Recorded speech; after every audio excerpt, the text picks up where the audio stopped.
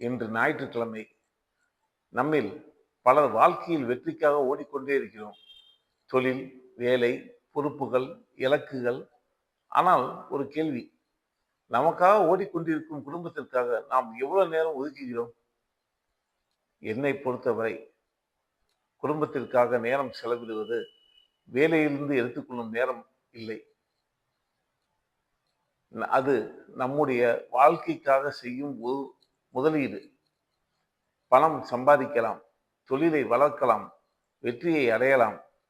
ஆனால் நம்முடைய குழந்தைகளின் சிறு வயது குடும்பத்துடன் இருக்கும் சில அழகான தருணங்கள் மீண்டும் திரும்ப வராது.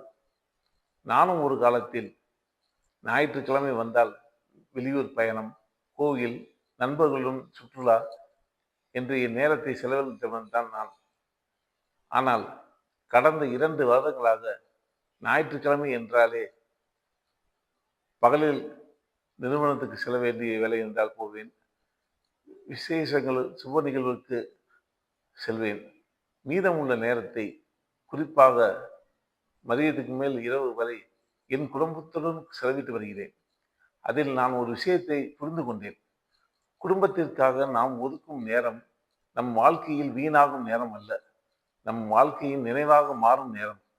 அதனால் இன்று ஒரு சிறிய முடிவு எடுப்போம். ஒரு நாளாவது ஞாயிற்றுக்கிழமை குடும்பத்திற்காக முழுமையாக இருக்க முயற்சிப்போம். ஏனென்றால் வெற்றியை கொண்டாட ஒரு குடும்பம் வேணும். வாழ்க்கையை அர்த்தமுள்ளதாக மாற்றவும் ஒரு குடும்பம் வேண்டும்.